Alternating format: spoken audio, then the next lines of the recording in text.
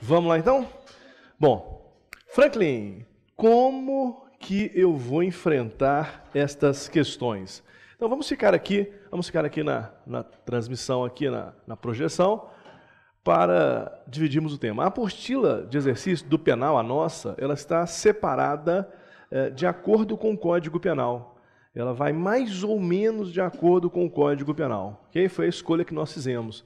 Então, o primeiro ponto que eu vou falar, dos princípios, claro, dos princípios penais. Quem está fazendo curso teórico num outro horário, sabe a importância desse assunto e vai poder agora colocar em prática, em funcionamento, aquela conversa que nós tivemos lá. Vamos lá então? Vamos lá. Página, eu marquei para vocês aqui. Vamos lá para a página 493 da apostila. Vamos lá? 493 da apostila. Quem não trouxe a apostila hoje, não tem problema. Eu vou pedir a ajuda da projeção para apagar aqui a primeira sequência de lâmpadas aqui, por gentileza. Página 4, isso, ficou muito bom agora. 493. Bom, no passado, então veja que eu trouxe uma questão da OAB na época de Minas Gerais, para percebermos a mudança, a evolução da prova da ordem, como que se fazia esse tipo de questão no passado e como que a FGV vem tratando o tema princípios penais. Veja como que a questão era feita na época da OAB Minas Gerais. O princípio da insignificância constitui, segundo a doutrina, causa de exclusão. Insignificância penal, hein? Vamos buscar esse princípio na memória? Vamos lá? Bom, a insignificância penal é aquele princípio que vai fazer a exclusão, que vai afastar a tipicidade material. Por que, Franklin, que afasta a tipicidade material? Por que vai gerar a não tipicidade penal ou a atipicidade penal?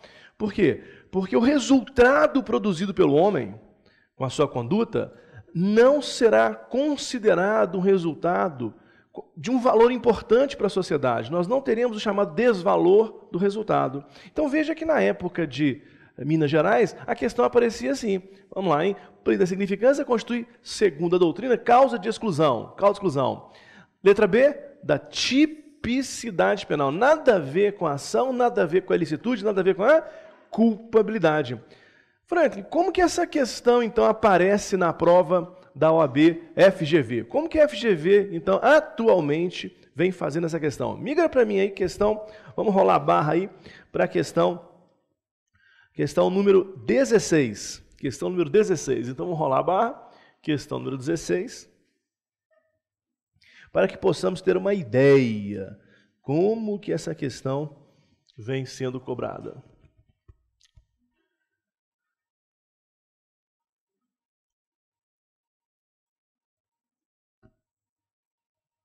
Opa, passou? Ops. 14, 15, 16. Agora sim. Bom. Não, questão número 16, FGV. CESP, então eu estou na questão errada aqui. Quer ver? Vamos voltar.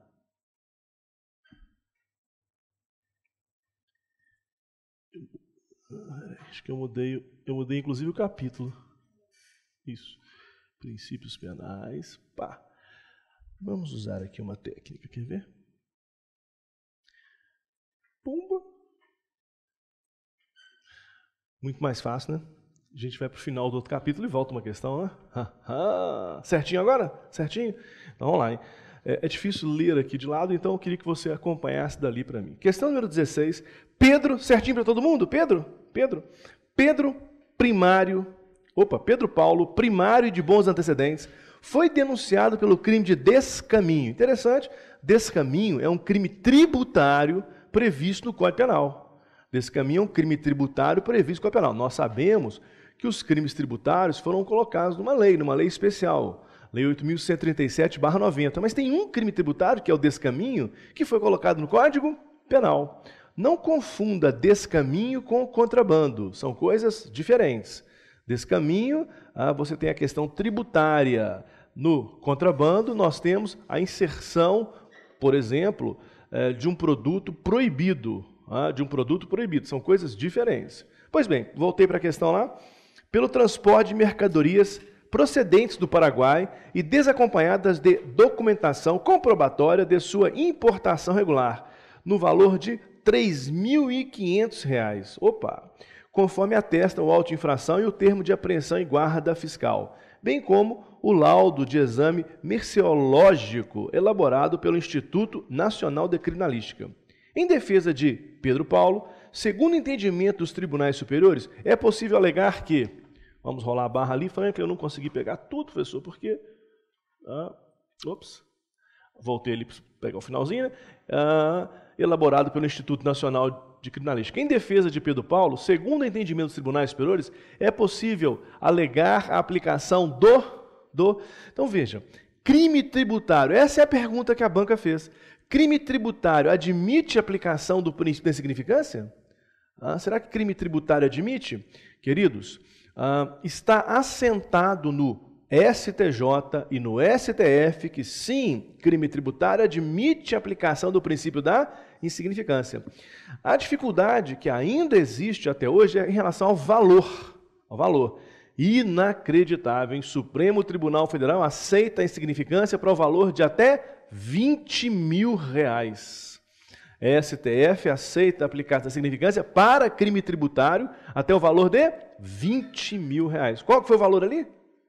3.500. Então nós temos o quê? A aplicação do princípio da insignificância, que exclui o quê? Exclui a tipicidade material. Tem alguma alternativa que diz isso? Letra o quê? Letra D de dado, princípio da insignificância ou da bagatela. Então poderia aparecer também como delito de bagatela.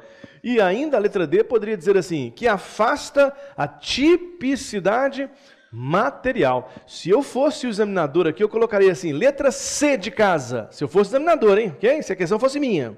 Eu colocaria assim, letra C, princípio da insignificância ou da bagatela que afasta a tipicidade formal. Falso, não afasta a atividade formal. E a letra D eu colocaria insignificância ou bagatela que afasta a tipicidade material. Verdade. Então, cuidado, porque atinge a tipicidade material. Então, nós vimos como que o princípio aparecia na prova da OAB e como que a FGV faz agora. A FGV conta um caso para vocês e pede em seguida para você solucionar aquele caso aplicando o princípio. Tranquilo então? Tranquilo então? Não vem mais questão direta. São princípios, marque. Não. Ela vai estabelecer um caso e pedir para você resolver. Pertinho dessa questão, sobre um outro assunto, eu preparei também um comentário para fazer aqui. Pertinho dessa questão 16, a questão 14. Questão 14, na tela para vocês aí, questão 14 também separei. Não estamos aí discutindo a insignificância penal, ok? Mas por que eu separei essa questão? Vamos lá, hein? Considere que determinado agente tem em depósito, durante o período de um ano, 300 quilos de cocaína. Vou parar aqui primeiro para falar de drogas. Lembre-se que não se admite insignificância para o crime de tráfico de drogas, ok? Não cabe insignificância. Pessoa, nem para 50 gramas? Não, criatura, não vale insignificância. Muito menos nesse caso, 300 quilos. Então, lembre-se, não se admite insignificância para o crime de tráfico de drogas. Mas o que a questão está trazendo? 300 quilos de cocaína. Considere também que durante o referido período tem entrado em vigor uma nova lei, elevando pena relativa ao crime de tráfico de drogas, ao crime de tráfico de entorpecentes. Então venha comigo aqui nesse ponto aqui do quadro. Pode acender a luz, por favor? Vamos aqui nesse ponto. Questão número 14, não é isto? Questão número 14. Vamos transformar essa questão num caso aqui no quadro? Vamos transformar? Ok. O artigo 12 da lei revogada 6368/76 dizia que o crime de tráfico de drogas, para o crime de tráfico de drogas, a pena era de 3 a 15 anos de reclusão. É o que dizia a lei. Além de pena de multa de 50 a 360 dias multa. Era o que dizia a lei. Bom, o que aconteceu? Antes e depois. Surgiu a Lei 11.343/2006. O que essa lei fez?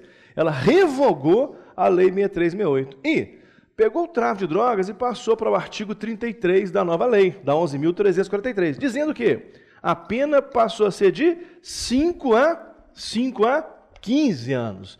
Então, existiu a elevação da pena. Passou de 5 a 15 anos e a multa também. A multa ficou de 500 a 1.500 o quê? Dias multa. Muito bom. Bom, então vamos voltar para a questão, ok? Então essa é a ideia da questão. Então nós tínhamos uma pena que era de 3 a 15, passou a ser de 5 a 15 anos. Pode apagar para mim? Pode apagar a sequência aí? Ok. Bom, letra A. Então, diante desse enunciado, letra A.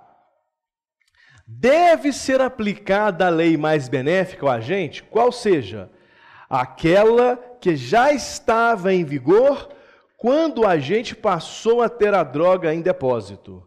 Deve ser aplicada a lei mais benéfica ao agente, qual seja aquela que já estava em vigor quando o agente passou a ter a droga em depósito.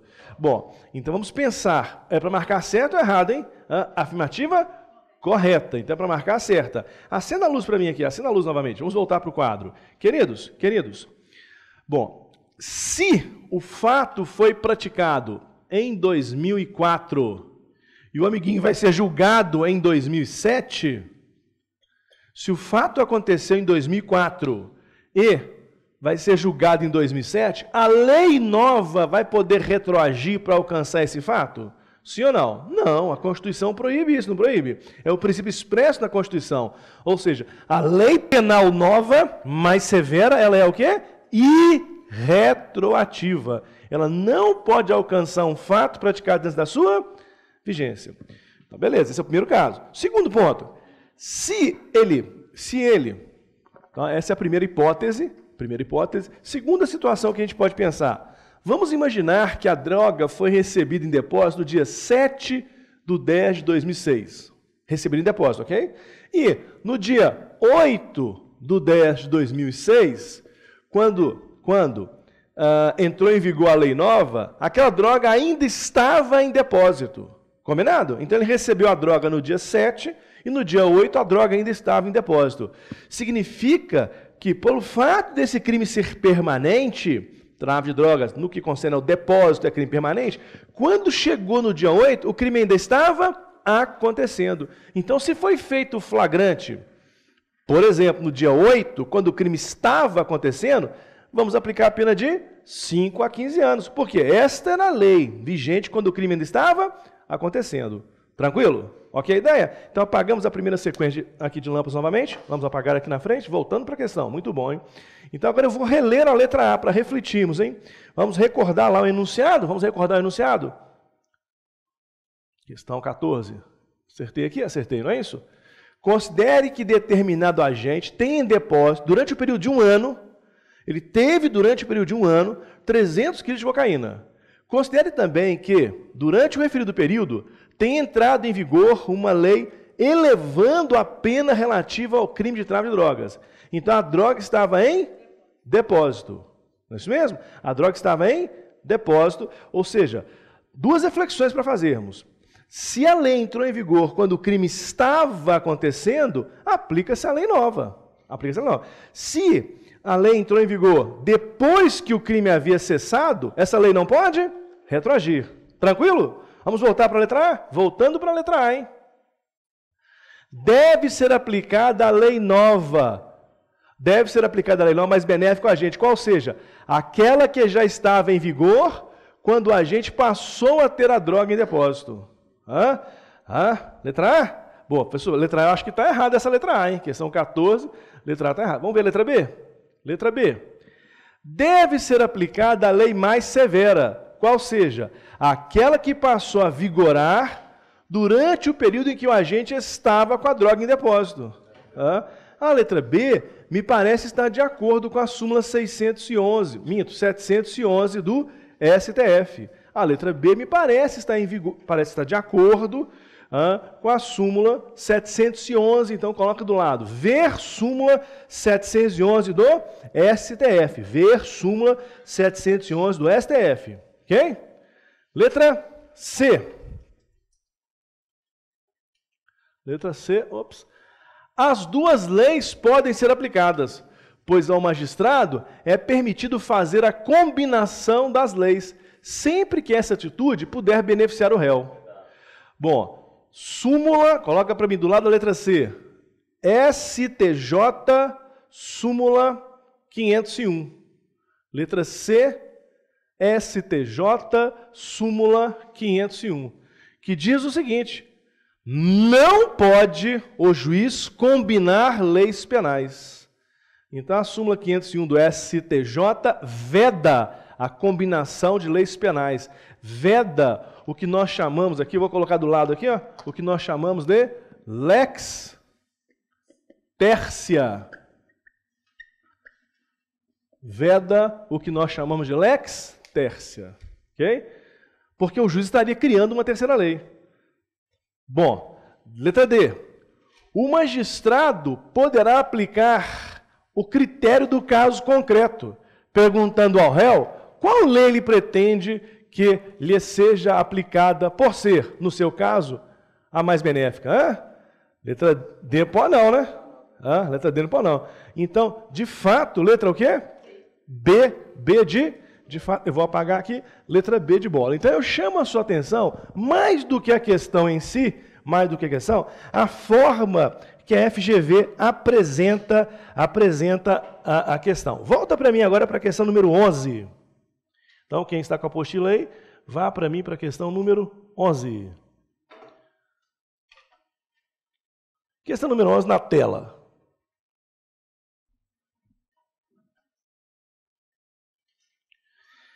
Certinho aí, número 11? Número 11. Em relação ao princípio da insignificância, assinale a afirmativa correta. Ela mesma? Bom, veja que esse tipo de questão, a FGV, ela vem abandonando.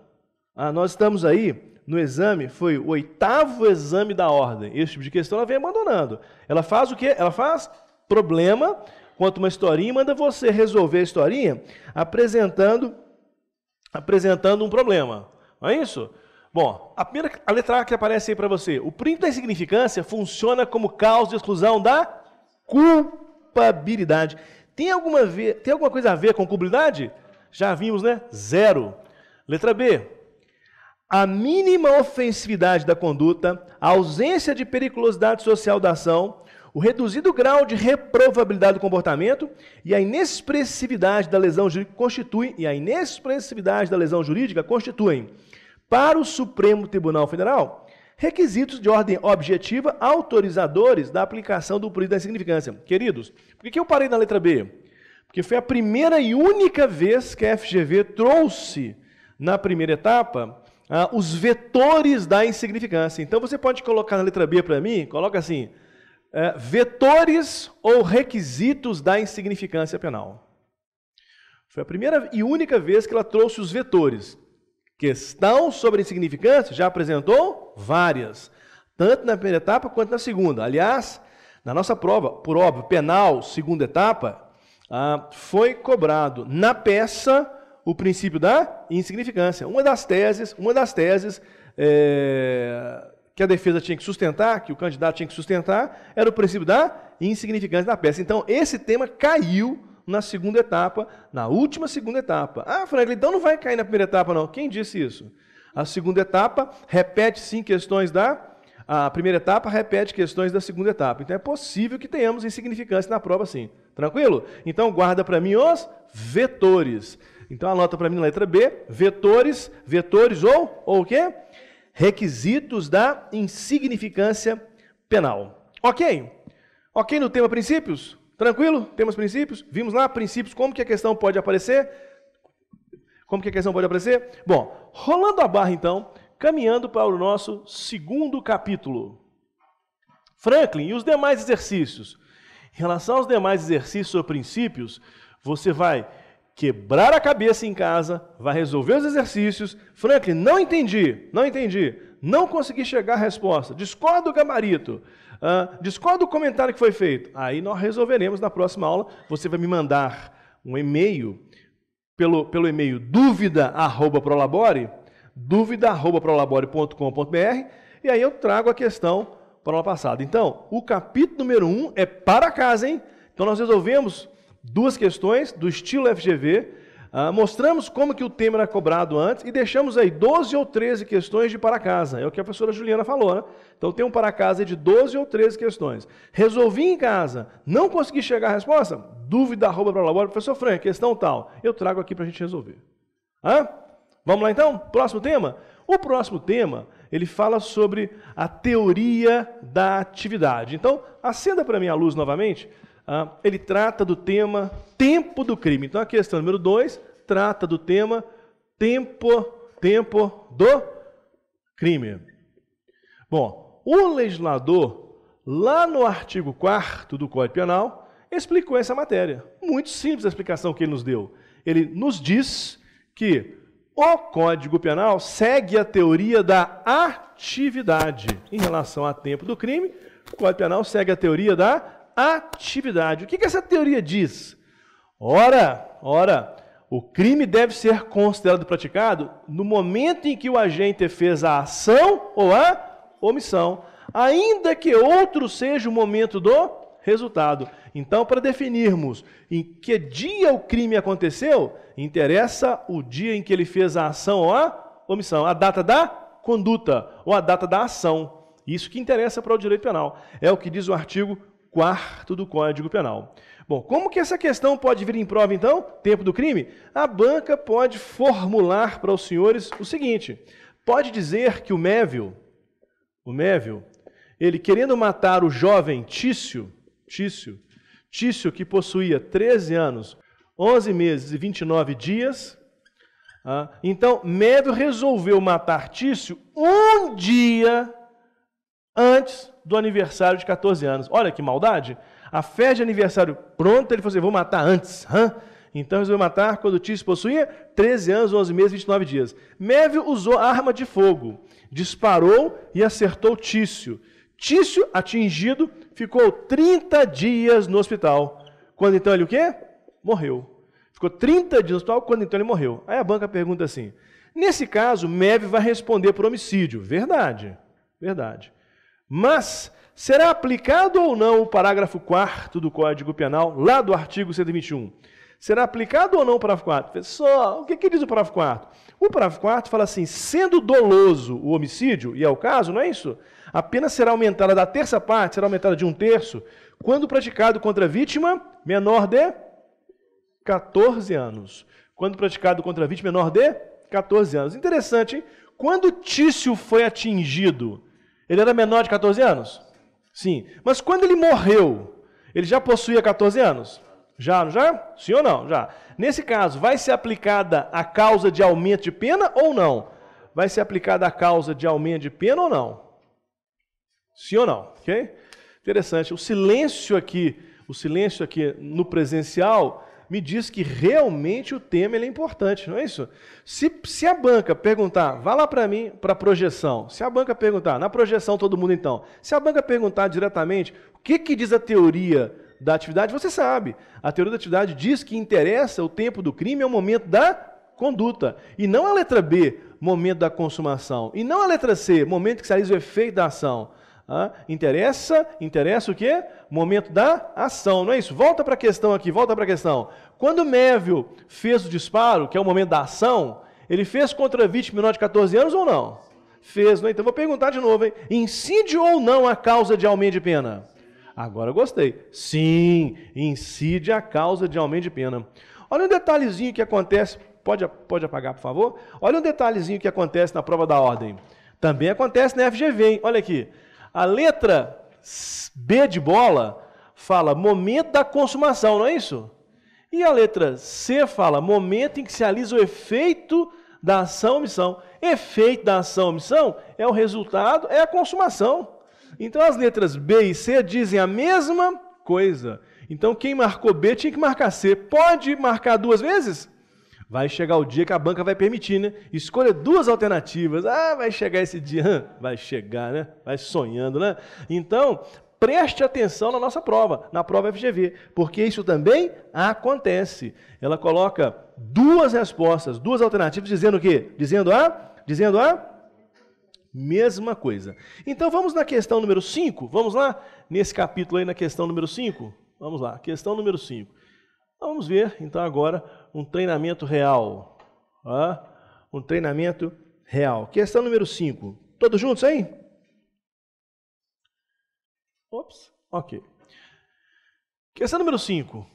No caso de um delito de sequestro, delito de sequestro, em que a vítima ainda se encontrava privada de sua liberdade, sobreveio nova lei penal aumentando a pena prevista no preceito secundário, prevista lá como pena abstrata. Preceito secundário do tipo penal descrito no artigo 148 do Código Penal. Nesse caso, atento ao entendimento dos tribunais superiores acerca do tema, assinale a alternativa correta. Letra A. Então, mais ou menos, venha comigo aqui, novamente aqui, olha aqui na lousa, novamente aqui no quadro, por favor, pode acender a luz? Olha aqui. Semelhante àquela questão 14 que nós fizemos, porque tal qual o tráfico de drogas, na modalidade ter em depósito, o crime de sequestro também é crime o quê? O crime de sequestro é crime permanente. Cuidado, não confunda, hein? Aproveitando aqui uma manifestação na sala, não confunda o crime continuado com o crime permanente. Não confunda crime continuado. Queridos, no crime permanente, nós temos uma única conduta.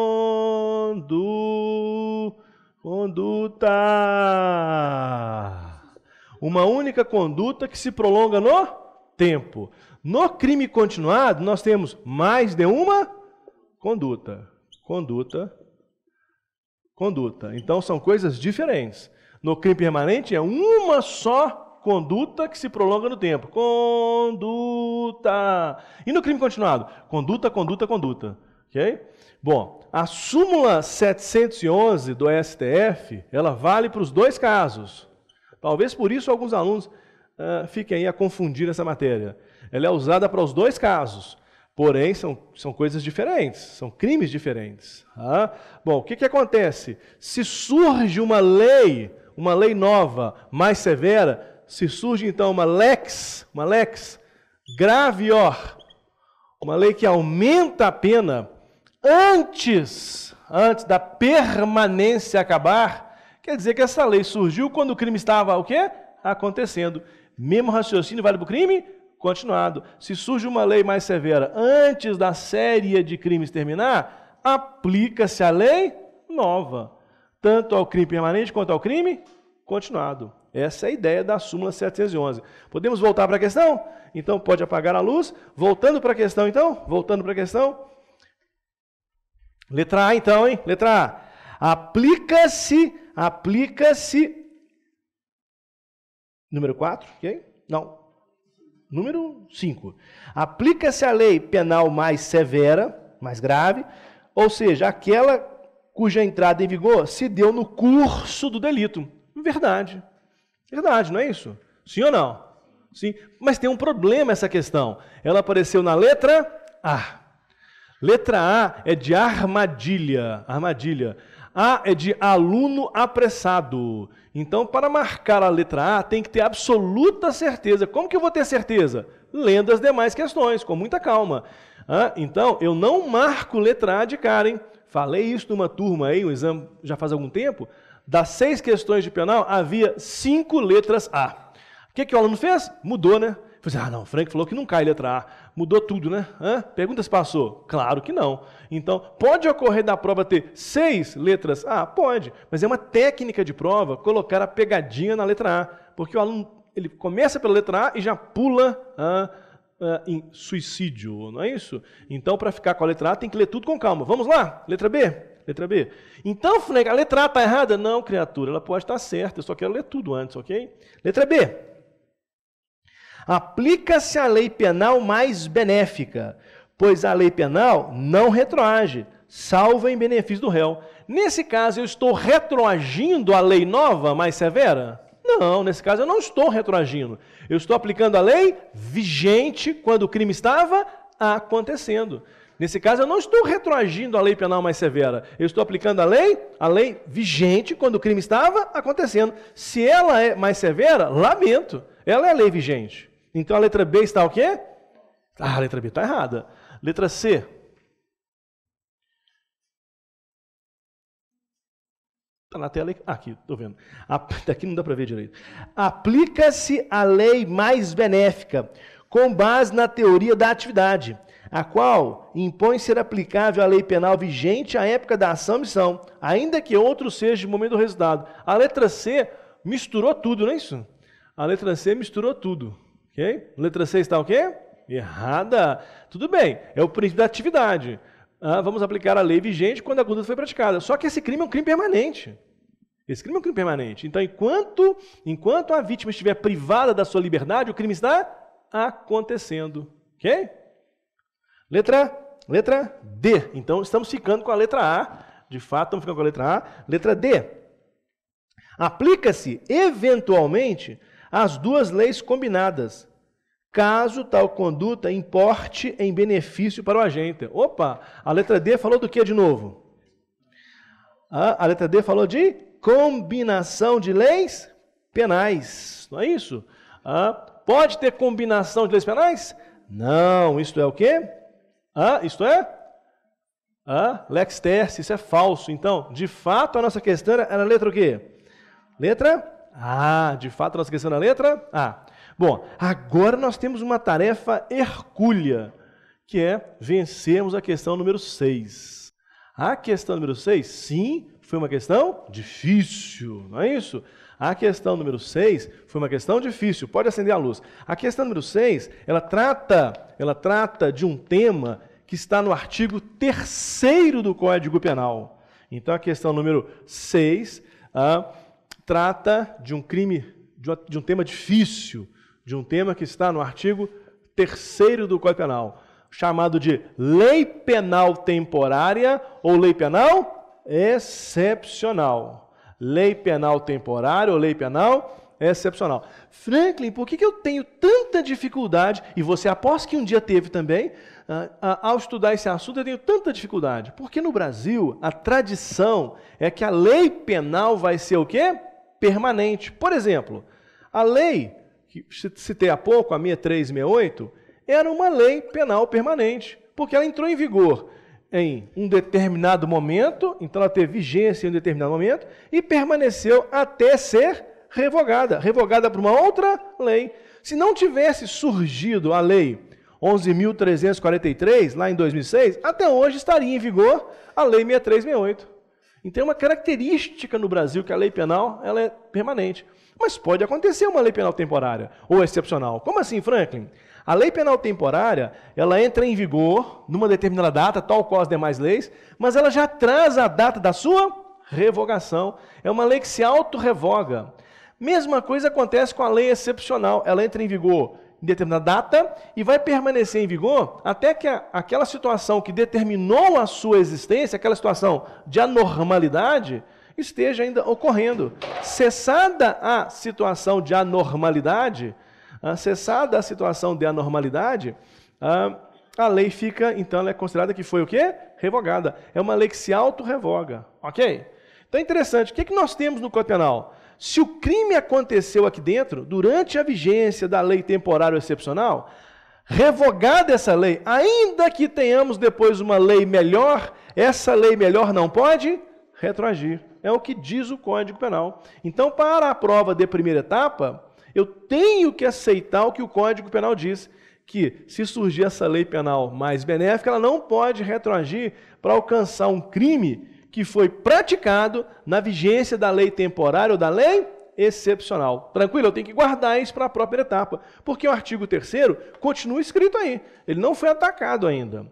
Na segunda etapa, ou para concurso público, segunda etapa ou prova oral, nós vamos entender que o artigo 3º não foi recepcionado pela Constituição. Ele não foi recepcionado, porque o que está no artigo 3º contraria o princípio da Constituição da irretroatividade, contraria o princípio da Constituição da retroatividade da lei penal benéfica. Então nós temos duas respostas. Uma resposta para a prova da primeira etapa e uma resposta para a prova discursiva ou prova oral. Interessante, né? Ô Franklin, nossa Franklin, você é um homem de 2 respostas? Se você quiser, eu faço uma terceira resposta, porque eu quero passar, eu quero fazer 40, ok? Então, na primeira etapa, eu vou validar o artigo 3º. Na segunda etapa, se cair esse mesmo assunto, nós vamos treinar uma outra resposta. Nós vamos treinar, apesar do que diz o artigo 3º, o dispositivo não foi recepcionado, tranquilo? Então, eu vou responder a questão, porque é a primeira etapa, validando o artigo 3º do Código Penal. Vamos lá, então? Vamos validar o artigo 3º? Vamos ver se a questão trata desse assunto, não é isso? Vamos lá? Pode apagar a luz? Fica para mim lá no quadro 2, questão número 6.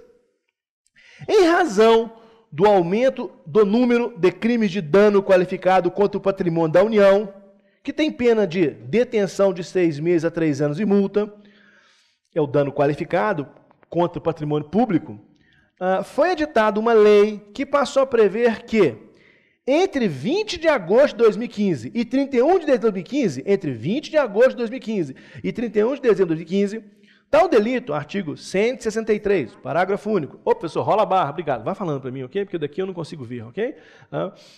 Então, voltei lá, hein? Passou a prever que entre 20 de 8 de 2015 a 31 de 2 de 2015, tal delito, ou seja, artigo 163, parágrafo único, inciso 3º do Código Penal, passaria a ter pena de 2 a 5 anos de detenção. Ok? Então, nós estamos diante de uma lei penal temporária. Então, eu vou passar lá no quadro e vou colocar para você lá. Hein? Então, aqui, vamos colocar a data aqui. Hein? Quando que ela entrou em vigor mesmo? Fala para mim, você que está com a questão. 20 de 8 de 15. E quando que ela se auto-revogou? 31 de 12. Ok. Então, nós temos o período de atividade. Opa, Franklin, então esse aqui vai ser o período de atividade desta lei. O período em que essa lei vai estar em vigor, ou o período de atividade dela. Ela ficou de atividade de 22 de 2015 a 31 de 2 de 2015. Então, vamos lá, hein? Voltando para a questão lá, hein? Voltando para a questão. Ok. Considerando a hipótese narrada, no momento do julgamento, em março de 2016, deverá ser considerada, em caso de condenação, letra A, a pena de 6 meses a 3 anos de detenção, pois a Constituição prevê o princípio da retroatividade da lei penal mais benéfica ao réu. Letra B, professor, pode rolar a barra, obrigado. Letra B, 2 a 5 anos de detenção, pois a lei temporária tem ultraatividade gravosa. Letra C, 6 meses a 3 anos de detenção, pois aplica-se o princípio tempus regit actum, o tempo rege o ato. Letra D, 2 a 5 anos de detenção, 2 a 5 anos de detenção, pois a lei excepcional tem ultraatividade gravosa. A lei excepcional tem ultraatividade gravosa. E aí? Primeira questão, volta para mim aqui, volta para mim. Esta questão está tratando, venha comigo aqui, de lei, pode acender a luz? Essa questão está tratando de lei temporária ou lei excepcional? Lei temporária. Então, ela está tratando de lei temporária e não de lei excepcional. Tudo bem que as duas estão no mesmo artigo, no artigo 3º do Código Penal, mas está tratando de lei temporária, ok? Bom, ok. A lei temporária, apesar de cessada a sua vigência, para o crime praticado aqui dentro, essa lei continua sendo o quê? Aplicada. Essa lei se lança no tempo. Ela tem ultraatividade. Ela vai para frente apesar de revogada. Significa que a pena de 6 meses a 3 anos, que é a pena que nós temos aí para o dano qualificado, se você observar, é a pena que aparece no artigo 163, parágrafo único, inciso 3º do Código Penal, é a pena que aparece lá. Essa pena melhor não pode o quê? Retroagir, de acordo com o que diz o Código Penal. Então, como eu estou na primeira etapa, prova fechada, eu tenho que responder de acordo com o texto legal. E de acordo com o Código Penal, texto legal, quero dizer com o Código Penal. É claro que, do ponto de vista acadêmico, do ponto de vista doutrinário, é claro que o que eu estou falando aqui é um absurdo. Porque validar o artigo 3º significa rasgar a Constituição.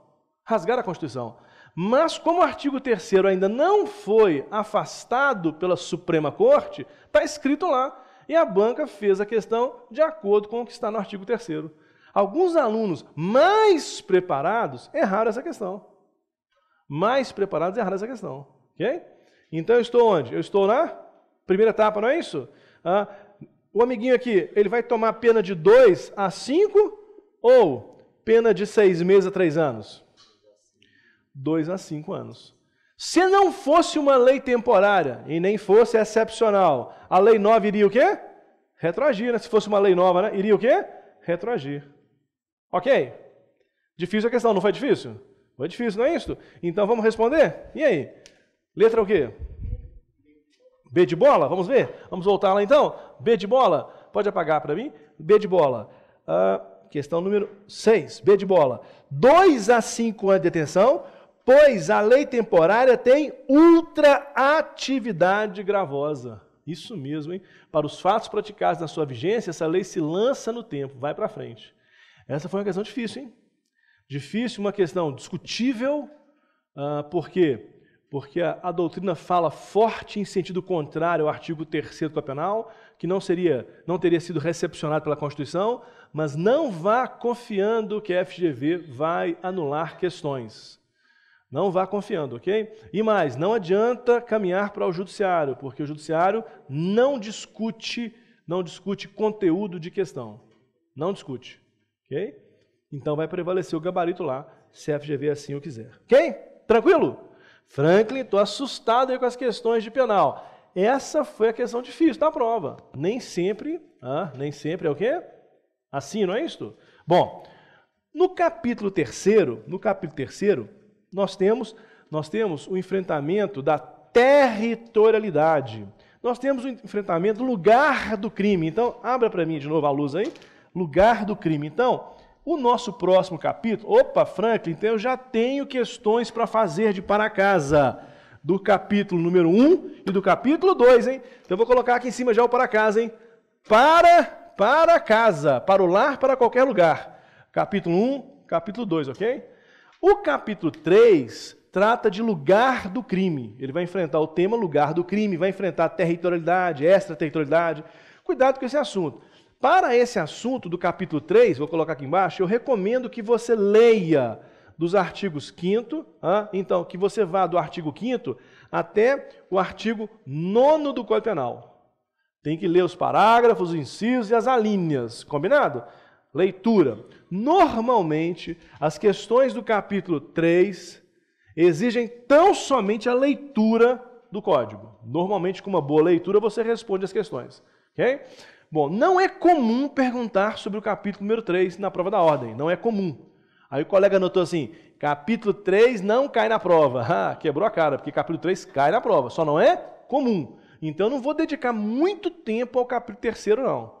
Vou dedicar muito tempo. Tem um outro para frente que é muito mais importante. Bom, capítulo 3º, então, trata do lugar do crime. Cuidado com esse assunto, lugar do crime, hein?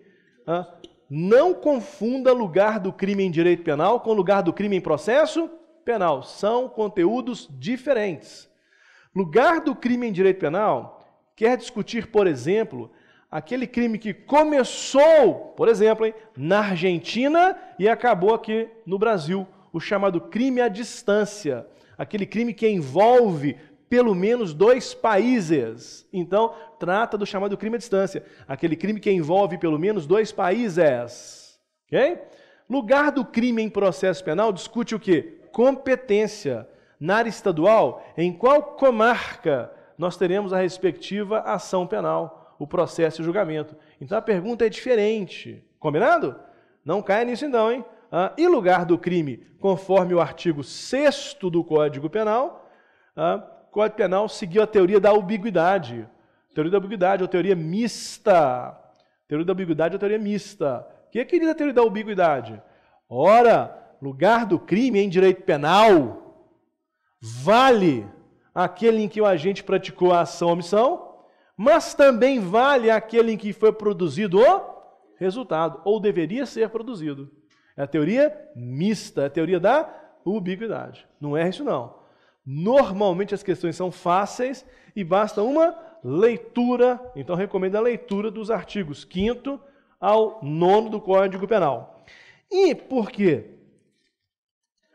não se trata de um tema com grande incidência na prova da ordem. Eu vou deixar de para casa para vocês. Ó. Vou deixar de para casa. Principalmente a questão número 9. Principalmente a questão número 9, que foi a última questão que a FGV cobrou sobre esse assunto. Você vai observar aí a questão número 9. A questão número 9.